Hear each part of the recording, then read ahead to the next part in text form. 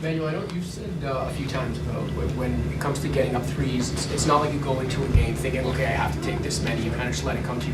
What is it, I guess, that leads to those decisions in a game? Is it the amount of space you're getting on the perimeter? Is it the way guys are screening for you? Like, how does it change game to game?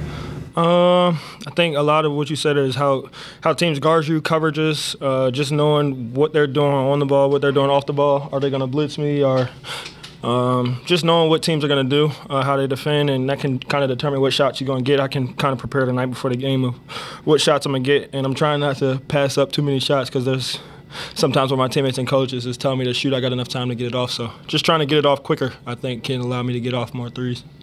So many of your minutes since you've been back have been with Scotty on the floor, something that Darko has talked about, obviously doing on purpose, trying to get you guys as many reps as possible. How much do you feel like your chemistry, the two of you, has blossomed even in this last month or so? It's great. I mean, I say it all the time. When you're playing with a guy like Scotty, he's one of the most selfless stars that I've ever played with. Just the way his mindset is always defense first. He's versatile, can handle the ball, which takes responsibility off me to, handle pressure. Can shoot it, can pretty much do everything that a basketball player needs to be able to do to be good. So it makes my job really easy. That's pretty much it. Makes my job easy. With getting all of these reps alongside of him recently, are there little things that you're picking up on that maybe you didn't as much like early in the season or last year, just in terms of where he likes the ball? Yeah, absolutely.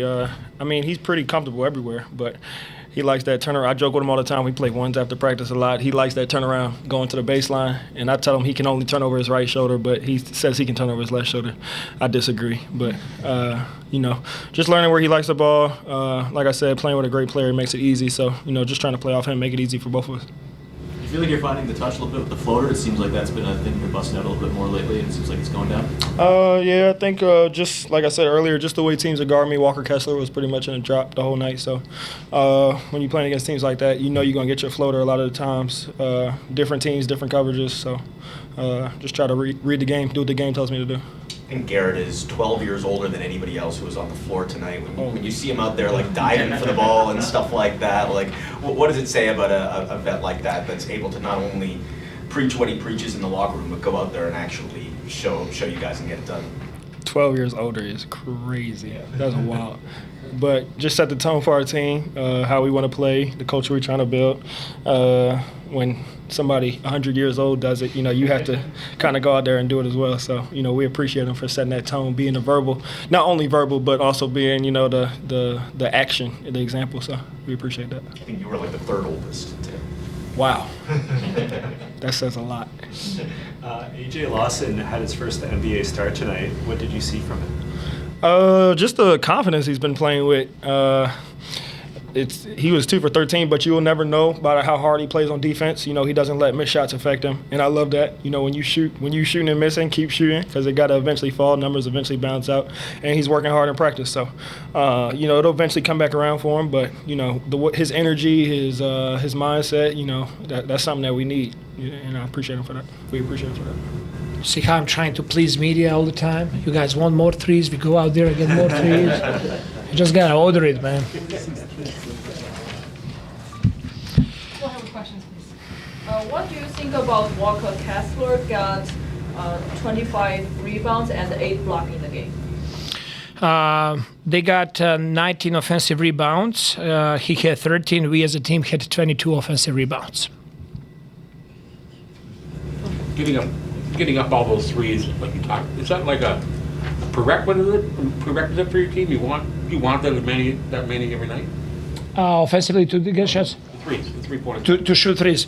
I mean, when we create them and there are good shots, definitely. I don't mind taking a 53s in the game. I think we created all of them. I think they were good looks. In the first half, Quickley had 6. He was 1 for 6, and he ended up the game taking 13 and made 6. So that's good for us. And I thought that we're creating really good open catch and shoot situations that are, we got take those and make those.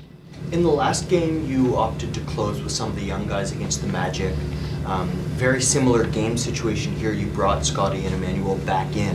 Why the different decision?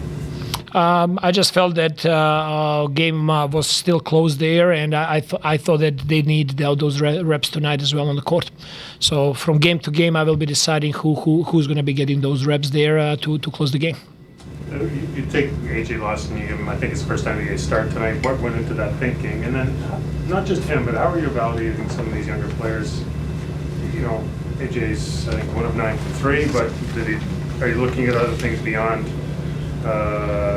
what it says in the box score? For sure.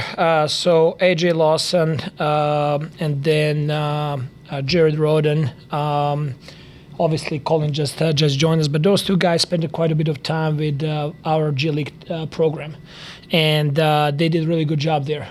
They know the system, they know how we want to play. So this transition for them is very smooth transition. Same play calls. AJ's been playing really well this whole season, and I wanted to see how he's gonna look over there together with Quickley. And they were kind of like interchangeable defensively to pick up and guard full court.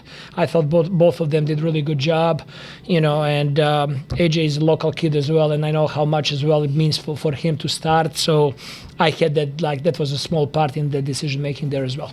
You just touched on IQ. What did you think of his performance tonight, getting 34 points? 34 points. I thought that he was doing a really good job. To be honest with you, I thought that there in the first quarter there were probably like 2 or 3 more opportunities for him to get a shot when he ended up, with some shot fakes and trying to drive. We need him to be aggressive shooting the 3. I thought that his chemistry with Scotty was really good tonight in some actions that they ran together, but playing off of each other as well. So I think that he did really well. And do you have an update on Jacoby? Yes, he has a quad contusion. We'll see how he feels tomorrow. On that note of the 3-point volume and even what you want to see from Immanuel, how important is his presence to get the team to the shot profile that you want them to have? I mean, our commitment to him that we had this past summer tells a lot about it. We know what kind of shooter he is, what kind of playmaker he is. He means so much for our team. He allows us to spread the floor even more.